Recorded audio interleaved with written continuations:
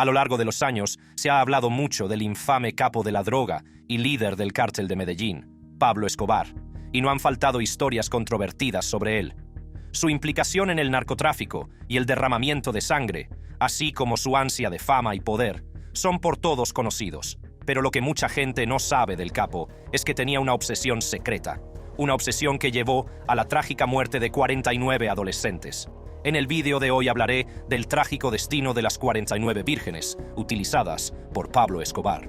Al comienzo, nacido el 11 de diciembre de 1949 en Río Negro, Colombia, Pablo Emilio Escobar Gaviria era uno de 7 hermanos.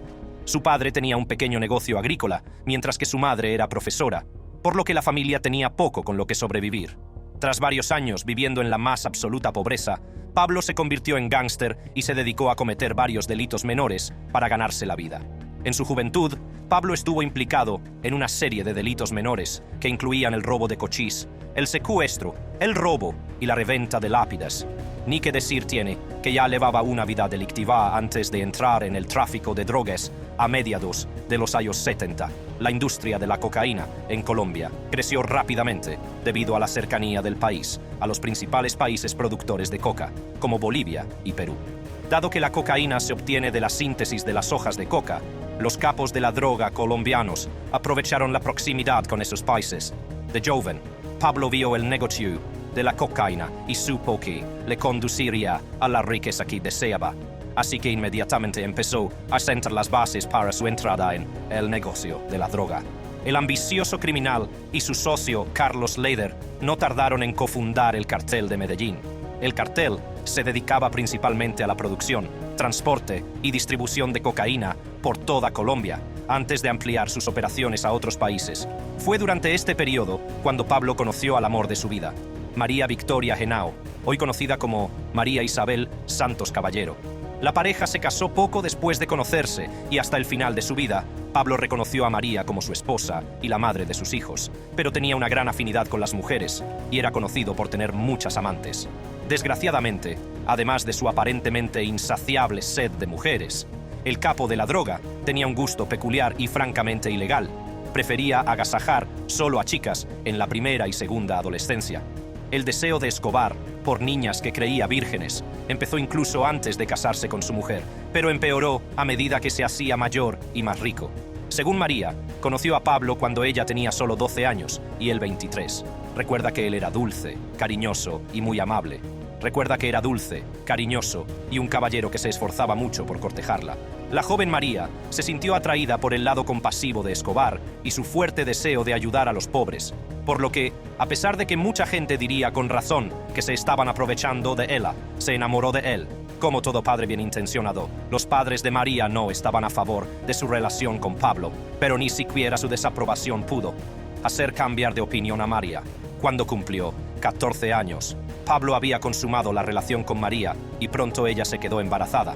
Al relatar este aspecto de su relación, María recordó que era demasiado joven para entender lo que le pasaba a su cuerpo, pero por supuesto, Pablo lo sabía e intervino inmediatamente llevándola a una clínica abortista. Un año después del aborto, María se casó con Pablo. En aquel momento, ella tenía 15 años y él 26. Según María, la noche de su boda con el narcotraficante fue uno de los momentos más felices de su vida. Sin que ella lo supiera, aquello no era más que el principio del ansia de Pablo por las adolescentes. María fue la primera de muchas jóvenes que se enamoraron de Pablo y su oscuro deseo acabaría llevándole por un camino muy oscuro, alimentando su obsesión. En el apogeo de su carrera delictiva, Pablo empezó a expresar abiertamente su amor por las mujeres, o, más concretamente, por las chicas menores de edad que creía vírgenes. Era bien sabido que el jefe del cártel de Medellín tenía ojos para las chicas vírgenes de entre 14 y 17 años y estaba dispuesto a hacer cualquier cosa para tenerlas en su cama.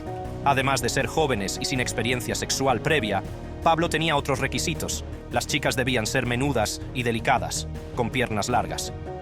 Viendo que ya no podía vagar por las calles en busca de presas, Pablo ideó el plan perfecto para conseguir a estas jóvenes inocentes. Creó un grupo de jóvenes apuestos y lo llamó Los Señuelos. A los miembros de los Señuelos se les encomendó la tarea de encontrar y seducir a chicas jóvenes con el objetivo final de enviarlas a la cama de Pablo. Pablo y su recién formado grupo buscaban chicas de barrios pobres, cuyas familias no tuvieran ninguna fuente de ingresos y necesitaran dinero. A algunas les prometieron pequeñas motocicletas, pero a las que consideraban más atractivas les prometieron coches. A estas jóvenes se les decía que todo lo que tenían que hacer para cambiar la suerte de sus familias era pasar algún tiempo con el jefe del cártel de Medellín. Para asegurarse de que las chicas no se lo pensaban dos veces antes de acostarse con él, estos apuestos jóvenes exhibían fajos de billetes ante sus ojos y seducían a las chicas con ellos. El jefe sabía que el dinero era suficiente para que las chicas estuvieran dispuestas a acostarse con él, así que les daba a los señuelos el dinero suficiente para hacer el trabajo. Aunque el dinero desempeñaba un papel crucial para atraer a las chicas, había otras razones por las que la chica accedía con los señuelos. La opinión generalizada era que Pablo Escobar era el marido perfecto para su mujer y un padre cariñoso para sus hijos, además de un amante generoso. Su reputación bastaba para atraer a las chicas. Mientras algunas de las chicas esperaban encontrar el amor con el capo de la droga y convertirse en una reina de su imperio, otras sabían que eso no era posible. Las chicas más realistas fueron con los señuelos a conocer a Pablo porque tenían sueños y aspiraciones de convertirse en locutoras o presentadoras de televisión, y creían que Pablo podía ayudarlas a conseguir los contactos que necesitaban porque Pablo tenía un romance con una famosa presentadora de televisión. Cuando las chicas fueron reclutadas, las llevaron a la casa especial de Pablo en El Poblado, un barrio muy exclusivo de la ciudad. La casa estaba bellamente decorada para acoger múltiples orgías y fiestas con los amigos de Pablo y las jóvenes. Las fiestas estaban llenas de comida, licor, buena música y chicas.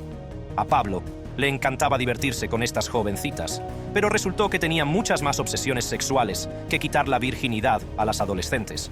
Durante una confesión, el lugarteniente y sicario más cercano a Pablo, John Jairo Velázquez Vázquez, alias Popeye, declaró que su jefe también tenía tendencias voyeuristas. Confesó que a Pablo le fascinaba ver a lesbianas besándose.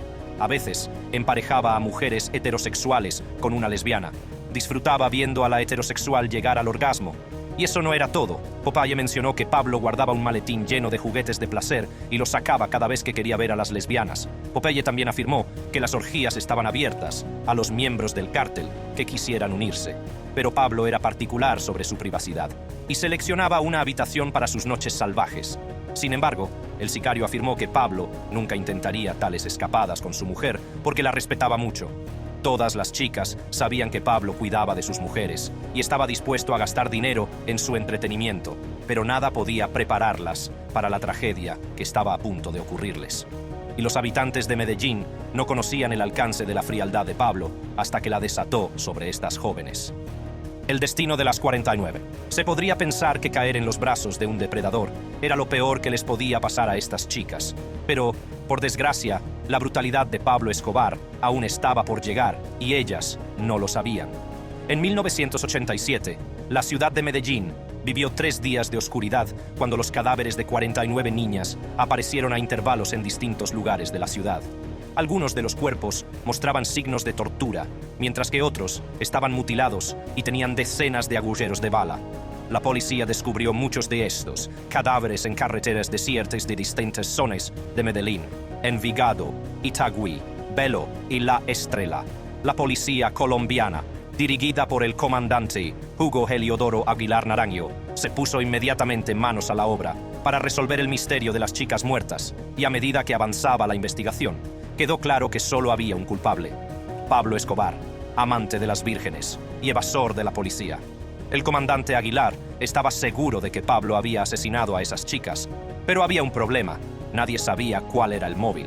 Si lo que decían de que Pablo era el marido perfecto y un buen amante era cierto, ¿qué podía haberle provocado tanto como para ordenar la despiadada masacre de 49 chicas? La policía puso todo su empeño en desentrañar el caso y no tardó en dar con 2 posibles motivos de la masacre. La primera teoría era que los hombres del cártel de Medellín intentaban obtener información sobre sus enemigos a través de las jóvenes. Y cuando las chicas no pudieron darles ninguna información útil, las mataron. La segunda teoría era que Pablo estaba huido y había escapado por los pelos de su captura en una granja en la que se había refugiado, por lo que pensó que una de las chicas había delatado su paradero a las fuerzas del orden. Torturar a las chicas para pescar al informante habría llevado mucho tiempo, y Pablo no tenía paciencia para eso, así que decidió afrontar la situación de una forma que solo un asesino a sangre fría lo haría. Uno de los sicarios de Pablo le confesó que para él era mejor tener una novia muerta que un testigo resentido que pudiera delatarlo a la policía a cambio de dinero. Pablo había considerado su posición y pensó que era mejor cortar por lo sano. Lamentablemente, su decisión acabó con la vida de las jóvenes y dejó a sus familias desconsoladas. En 1991, unos años después de los hechos, una chica que sobrevivió a la masacre habló al periódico local, El Tiempo. Se mantuvo en el anonimato, porque revelar su identidad la habría puesto en el punto de mira del cártel de Medellín. Todo el mundo sabía que Pablo tenía una norma estricta con respecto a las personas que se atrevían a hablar en su contra, así que el periódico se aseguró de mantener oculto el nombre de la chica por su seguridad.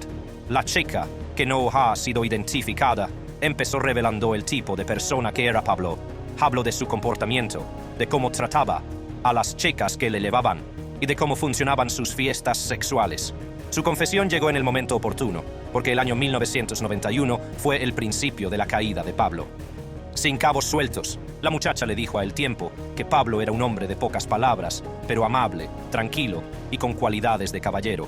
Afirmó que daba consejos paternales a las jóvenes, pero que no acostumbraba a hablar de sus problemas con ellas. También dijo que Pablo se aseguraba de cumplir sus promesas y que era un hombre de confianza.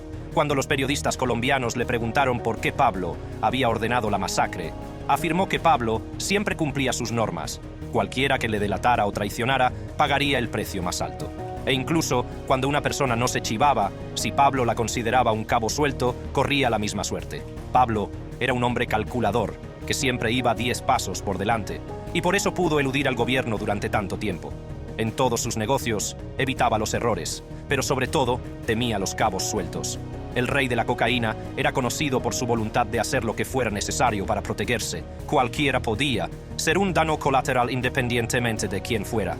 Uno de los ejemplos más importantes de cuánto odiaba Pablo los cabos sueltos es el brutal asesinato de una de sus amantes, Wendy Chavarriaga Gil. Wendy era una bella modelo que conoció y se enamoró del capo de la droga. Poco después de conocerse, ambos iniciaron una relación sentimental que duró 2 años, hasta que Wendy rompió la norma de Pablo de no quedarse embarazada. Se había quedado embarazada y esperaba un hijo suyo. Todo el mundo sabía que Pablo tenía en alta estima a su mujer, y algunos creen incluso que era por respeto a ella, por lo que se oponía terminantemente a tener hijos con sus otras parejas. Sea cual sea su motivación, una cosa es cierta: Pablo se tomaba muy en serio su norma de no tener hijos. Cuando descubrió que estaba embarazada, Wendy empezó a alejarse de Pablo porque sabía que él no se tomaría bien la noticia. Por desgracia para ella, Pablo se enteró del embarazo cuando ella ya estaba de 5 meses. Como era de esperar, al capo de la droga no le hizo ninguna gracia la noticia, así que procedió a manejar la situación de la única forma que conocía: la violencia. Wendy ya estaba haciendo planes para huir a Estados Unidos, pero Pablo y sus hombres la detuvieron en seco. La modelo embarazada sabía que sus actos tendrían consecuencias si la pillaban, pero nada podía prepararla para lo que Pablo había planeado. Pablo envió a sus hombres con instrucciones de capturar a Wendy, sedarla y practicarle un aborto sin su permiso. Cuando Wendy despertó tras el ataque, estaba en un charco de sangre y un veterinario le había arrancado el bebé a la fuerza. Desolada, Wendy intentó escapar saltando por la ventana, pero los hombres de Pablo se lo impidieron. A diferencia de muchas personas que huirían al otro extremo del mundo tras una experiencia tan trágica, Wendy decidió quedarse y vengarse de Pablo. No tardó mucho en idear el plan perfecto para vengarse, que implicaba a uno de los lugartenientes más cercanos de Pablo, John Jairo Velázquez, alias Popeye. Wendy, una bella modelo, utilizó su encanto para enamorar a Popeye. Esperaba poder utilizarlo para obtener información sobre el paradero de Pablo y entregársela a la policía. El plan habría sido perfecto, pero cegada por su dolor, Wendy no tuvo en cuenta que Pablo era un criminal cuya mente funcionaba el doble de rápido que la suya. Empezó una relación con Popeye, que se enamoró de ella de verdad. Pablo se enteró de la incipiente relación entre los dos, pero sorprendentemente no tuvo ningún problema y le dio permiso a Popeye para salir con Wendy. Sin embargo, Pablo se aseguró de advertir a Popeye sobre ella. Sabía que algo olía mal, así que le dijo que tuviera mucho cuidado y que podría estar detrás de su dinero. A pesar de la advertencia de Pablo, Los tortolitos disfrutaron de varios meses de felicidad, pero todo se vino abajo cuando las sospechas de Pablo le llevaron a pinchar en secreto el teléfono de Wendy. Descubrió que Wendy colaboraba con un grupo policial de élite, creado específicamente para acabar con él. Wendy había hecho todo lo posible por localizarle, para poder informar a las autoridades. En cuanto Pablo confirmó sus sospechas, llamó a Popeye y le ordenó que matara a su amante. Popeye admitiría más tarde que estaba tan enamorado de Wendy que no podía asesinarla él mismo, pero era leal a Pablo y sabía que no tenía otra opción, así que contrató a otros 5 asesinos para matarla. Popeye llamó a su novia por última vez y le pidió que se reuniera con él en un restaurante de la ciudad. Wendy, que ignoraba por completo que se metería en una trampa mortal, accedió a reunirse. Cuando llegó al restaurante, los sicarios contratados abrieron fuego contra ella y acabaron con su vida. Matar a 49 chicas, a un niño no nato y a una de sus amantes, demostró que Pablo era lo bastante frío como para acabar con cualquiera que le sirviera de ayuda para su fin. El principio del fin. Durante la entrevista que concedió a los periodistas colombianos, la superviviente se sinceró sobre algunos de los incidentes que podrían haber conducido a la brutal masacre. Dijo que algunas de las chicas se pusieron en peligro al escuchar a escondidas conversaciones que no deberían haber oído y que empeoraron las cosas al contar todo lo que oían a cualquiera que quisiera escuchar. Sabía que mantenerse viva cerca de Pablo implicaba mantener la boca cerrada, pero la mayoría de las chicas no podían mantener la boca cerrada y ese fue su mayor error. Para hacerse una idea de lo aterrador que puede ser caerle mal al rey de la cocaína, la chica relató un incidente en el que los sicarios del cartel de Medellín mataron a 2 de las chicas que habían ido a una fiesta. Una de las chicas, llamada Sharon, recibió 28 balazos, mientras que a la otra, Alexandra, se la llevaron en barco. La chica que se llevaron nunca volvió a Medellín, porque era una conocida del enemigo de Pablo. Cuando le preguntaron si Pablo era cruel, la superviviente solo respondió que era muy tranquilo y amable. Según ella, siempre usaba protección cuando se acostaba con chicas y sabía cómo tratar a una mujer con cuidado. Como ya he dicho, 1991 fue un mal año para Pablo, porque finalmente fue detenido y encarcelado. Pero como era un hombre muy influyente, pudo arreglar las cosas a su favor. El gobierno colombiano había ejercido tanta presión sobre él que se cansó de huir y decidió negociar con el gobierno. Llegó a un acuerdo con el gobierno, aceptando dejar todas sus actividades delictivas y entregarse solo si el gobierno le daba una sentencia reducida y algún trato preferencial. Finalmente, se entregó en junio de ese año, pero antes de hacerlo, se aseguró de que el gobierno no lo extraditaría a Estados Unidos. Llevaba años luchando contra la ley de extradición y había cometido muchos delitos para obligar al gobierno a darle la razón. Formó una organización con varios narcotraficantes llamada Los Extraditables, cuyo objetivo era asegurarse de que el gobierno concediera la amnistía a los narcotraficantes y aceptara la cláusula de no extradición. La organización tenía un lema que decía: preferimos una tumba en Colombia a una cárcel en Estados Unidos. Durante años guerrearon con el gobierno, manipularon a la sociedad a su favor anunciando sus objetivos en los periódicos. El gobierno rechazó sus deseos desde finales de los 80 hasta 1991, cuando la nueva Constitución colombiana prohibió la extradición de ciudadanos colombianos a Estados Unidos. Los esfuerzos de Pablo habían dado por fin sus frutos, así que aceptó entregarse, pero surgieron controversias en torno a la nueva Constitución. Se sospechaba que Pablo había manipulado a los miembros de la Asamblea Constituyente para que firmaran la nueva ley de extradición. Sea como fuere, el gobierno se sintió aliviado de que el capo estuviera por fin bajo custodia y, para cumplir su parte del acuerdo, autorizó a Pablo a construirse una lujosa prisión. La prisión se llamaba La Catedral y no se parecía en nada a las cárceles normales, porque Pablo la construyó a la medida de su estilo de vida, como capo de la droga.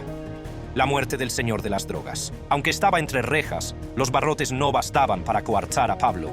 Tenía un telescopio gigante instalado en la catedral. Le gustaba echar un vistazo a la ciudad y sobre todo a su hija cada vez que hablaba por teléfono con su familia. El telescopio era solo una pequeña parte del lujo que Pablo disfrutaba en prisión.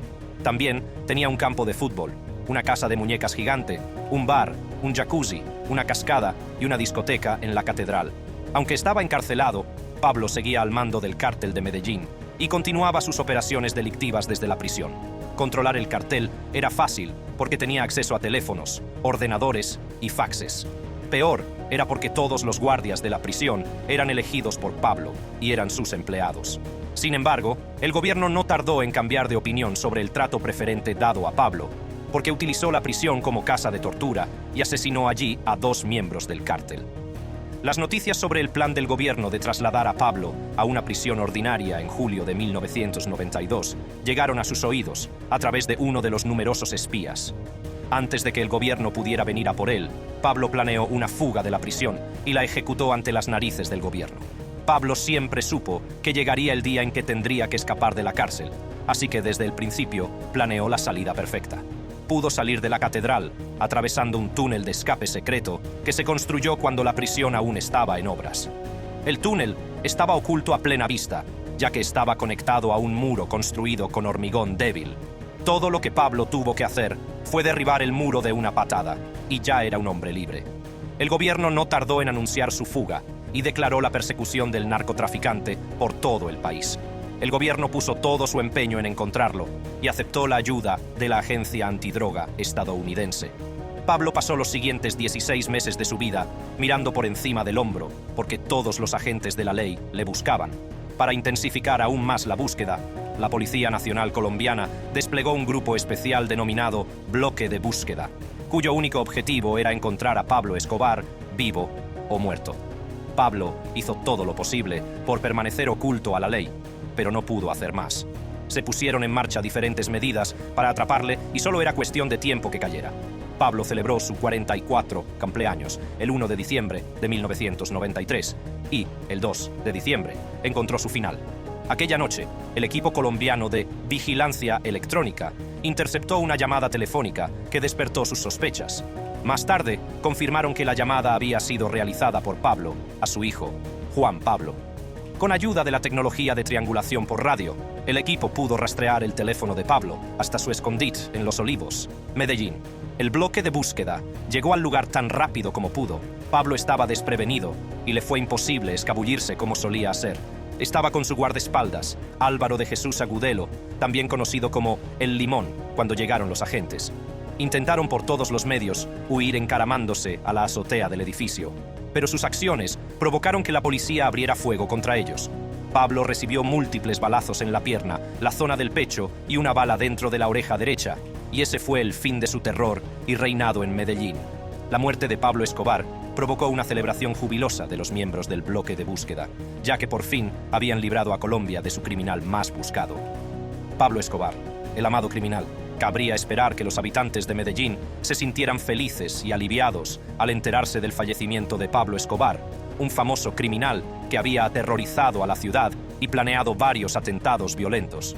El capo fue enterrado el 3 de diciembre de 1993, al día siguiente de su muerte, y miles de personas acudieron al funeral para darle el último adiós.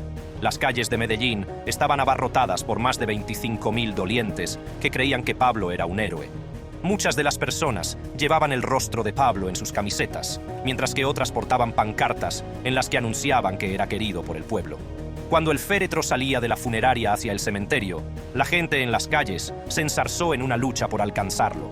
La lucha por tocar el ataúd fue tan grave que los policías colombianos presentes no pudieron hacer mucho para controlar a la gente. Pablo Escobar fue enterrado en el cementerio Jardines Montenegro, y la multitud siguió el féretro a pie hasta allí.